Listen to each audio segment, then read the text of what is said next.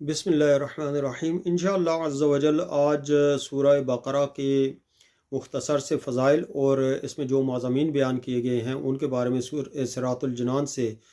پڑھنے کی سعادت حاصل کریں گے، اور انشاءاللہ عز و جل اس کے بعد سورہ بقرہ جو ہے وہ اس کی ترجمہ اور تفسیر شروع ہو جائے گی۔ بسم اللہ الرحمن الرحیم۔ مقام نزول حضرت عبداللہ بن عباس رضی اللہ تعالی عنہما کے فرمان کے مطابق مدینہ منورہ میں سب سے پہلے یہی صورت یعنی سورہ بقرہ نازل ہوئی۔ اس سے مراد یہ ہے کہ جس صورت کی آیات سب سے پہلے نازل ہوئیں وہ سورہ بقرہ ہی ہے۔ سورہ بقرہ کے فضائل، احادیث میں صورت کے بے شمار فضائل بیان کیے گئے، ان میں سے 5 فضائل درج ذیل ہیں۔ نمبر 1، حضرت ابو امامہ باہلی رضی اللہ تعالیٰ عنہ سے روایت ہے کہ نبی اکرم صلی اللہ تعالیٰ علیہ وآلہ وسلم نے ارشاد فرمایا، قرآن پاک کی تلاوت کیا کرو کیونکہ وہ قیامت کے دن اپنی تلاوت کرنے والوں کی شفاعت کرے گا، اور 2 روشن صورتیں یعنی سورہ بقرہ اور سورہ آل عمران پڑھا کرو کیونکہ یہ دونوں قیامت کے دن اس طرح آئیں گی جس طرح 2 بادل ہوں یا 2 سائبان ہوں یا 2 اڑتے ہوئے پرندوں کی قطاریں ہوں، اور یہ دونوں صورتیں اپنے پڑھنے والوں کی شفاعت کریں گی۔ سورہ بقرہ پڑھا کرو کیونکہ اس کو پڑھنے رہنے میں برکت ہوتی ہے اور نہ پڑھنے میں ثواب سے محروم رہ جانے پر حسرت، اور جادوگر اس کا مقابلہ کرنے کی طاقت نہیں رکھتے، یعنی سورہ بقرہ کی۔ نمبر 2، حضرت ابو ہریرہ رضی اللہ تعالیٰ عنہ سے روایت ہے کہ حضور پرنور صلی اللہ تعالیٰ علیہ وآلہ وسلم نے ارشاد فرمایا کہ اپنے گھروں کو قبرستان نہ بناؤ، یعنی اپنے گھروں میں عبادت کیا کرو، اور شیطان اس گھر سے بھاگتا ہے جس میں سورہ بقرہ کی تلاوت کی جاتی ہے۔ یہاں پر اکثر میں نے دیکھا ہے کہ بعض گھروں کے اندر سورہ جو بقرہ ہے اس سے برکتیں حاصل کرنے کے لیے سورہ بقرہ کو موبائل فون پر یا سی ڈی پلیئر پر یا ٹی وی کے اوپر جو ہے وہ لگا دیا جاتا ہے، اور گھر والے ادھر ادھر گھومتے رہتے ہیں، کام کاج کرتے رہتے ہیں، اسے سنتے نہیں ہیں سورہ بقرہ کو، نہ اسے عبرت حاصل کرنے کی کوشش کرتے ہیں، نہ اس کا ترجمہ سننے کی کوشش کرتے ہیں۔ تو اس طریقے سے قرآن پاک کو لگا دینا، اس سے کیا برکتیں حاصل ہوگی؟ علماء کرام فرماتے ہیں، مفتیان کرام فرماتے ہیں کہ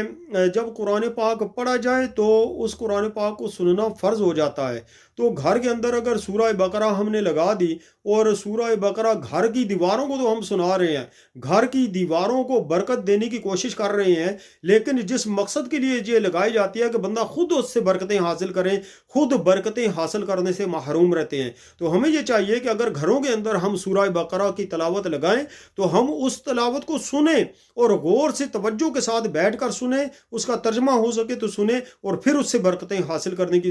جو ہے وہ کوشش کریں۔ اس طرح سے گھر میں لگا کر اور بے دھیانی میں ادھر گھومتے رہنا ادھر گھومتے رہنا یہ شرعی طور پر منع ہوگا۔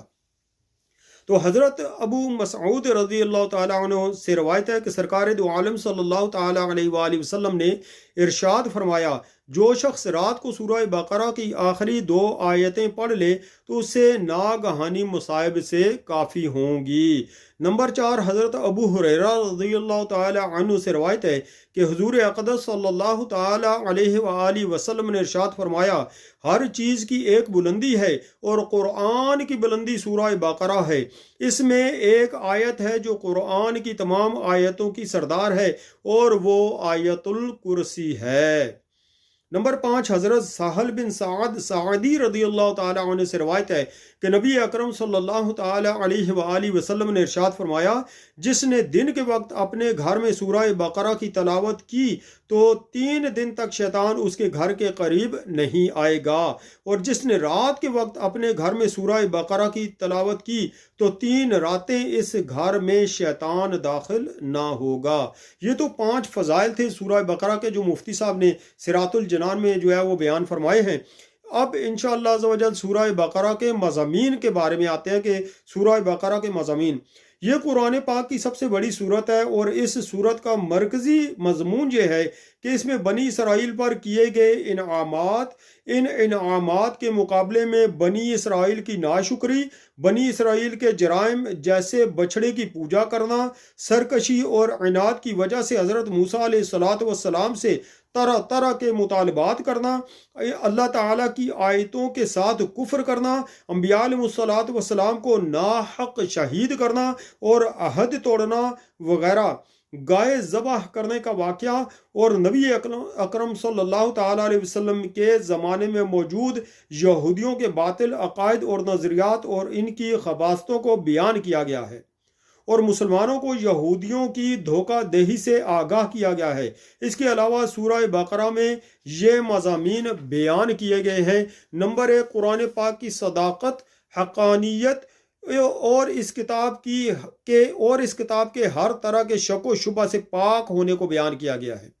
نمبر 2، قرآن پاک سے حقیقی ہدایت حاصل کرنے والوں اور ان کے اوصاف کا بیان، ازلی کافروں کے ایمان سے محروم رہنے اور منافقوں کی بری خصلتوں کا ذکر کیا گیا ہے۔ نمبر 3، قرآن پاک میں شک کرنے والے کفار سے قرآن مجید کی صورت جیسی کوئی ایک صورت بنا کر لانے کا مطالبہ کیا گیا اور ان کے اس چیز سے عاجز ہو جانے کو بھی بیان کر دیا گیا۔ نمبر 4، حضرت آدم علیہ السلام کی تخلیق کا واقعہ بیان کیا گیا اور فرشتوں کے سامنے ان کی شان کو ظاہر کیا گیا۔ نمبر 5، خانہ کعبہ کی تعمیر اور حضرت ابراہیم علیہ السلام کی دعا کا ذکر کیا گیا ہے۔ نمبر 6، سورت میں نبی کریم صلی اللہ تعالیٰ علیہ وآلہ وسلم کی پسند کی وجہ سے قبلہ کی تبدیلی اور اس تبدیلی پر ہونے والے اعتراضات و جوابات کا بیان کیا گیا ہے۔ نمبر 7، عبادات اور معاملات جیسے نماز قائم کرنا، زکوٰۃ ادا کرنے، رمضان کے روزے رکھنے، خانہ کعبہ کا حج کرنے، اللہ تعالیٰ کی راہ میں جہاد کرنے، دینی معاملات میں قمری مہینوں یعنی چاند سے جو شروع ہوتے ہیں مہینے، ان پر اعتماد کرنے، اللہ تعالیٰ کی راہ میں مال خرچ کرنے، والدین اور رشتہ داروں کے ساتھ سلوک کرنے، یتیموں کے ساتھ معاملات کرنے، نکاح، طلاق، رضاعت، عدت، بیویوں کے ساتھ ایلا کرنے، جادو، قتل، لوگوں کے مال ناحق کھانے، شراب، سود، جوا اور حیض کی حالت میں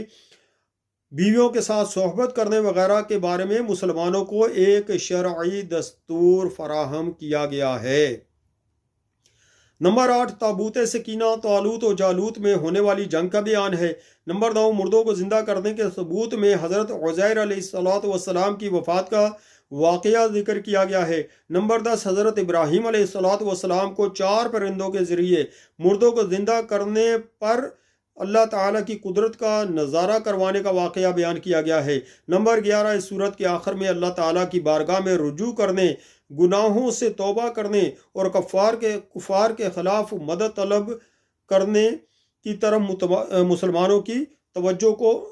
مسلمانوں کو توجہ دلائی گئی ہے اور مسلمانوں کو قیامت کے دن سے ڈرایا گیا ہے۔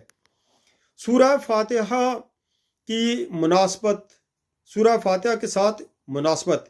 سورہ بقرہ کی اپنے سے ماقبل سورہ فاتحہ کے ساتھ مناسبت یہ ہے کہ سورہ فاتحہ میں مسلمانوں کو یہ دعا مانگنے کی تعلیم دی گئی ہے کہ اہدنا الصراط المستقیم، یعنی اے اللہ ہم کو سیدھا راستہ چلا، اور سورہ بقرہ میں کامل ایمان والوں کے اوصاف، مشرکین اور منافقین کی نشانیاں، یہودیوں اور عیسائیوں کا طرز عمل، نیز معاشرتی زندگی کے اصول اور احکام ذکر کر کے مسلمانوں کے لیے صراط مستقیم کو بیان کیا گیا ہے۔ تو یہاں تک جو ہے وہ سورہ بقرہ کے چند جو ہے وہ فضائل اور مضامین کا بیان تھا۔ تو انشاءاللہ عز و جل جو آئندہ ہو گیا وہ ہم شروع کریں گے سورہ بقرہ۔ تو اللہ تعالیٰ مجھے اور آپ کو عمل کرنے کی توفیق عطا فرمائے، اور سورہ بقرہ کے جو فضائل بیان ہوئے ہیں اللہ پاک اس سورت کی برکت سے جو ہے وہ ہمیں قرآن پاک کا پڑھنا نصیب فرمائے، اللہ تعالیٰ اس کی برکتیں حاصل کرنے کی جو ہے وہ توفیق عطا فرمائے، اور اللہ تعالیٰ سے دعا ہے کہ ہم نے جو یہ صراط الجنان شروع کی ہوئی ہے اللہ پاک اسے اختتام تک بخیر و عافیت پہنچائے اور ہمیں اس پر عمل کرنے کی توفیق عطا فرمائے۔ آمین بجاہ النبی الامین صلی اللہ تعالیٰ علیہ وآلہ۔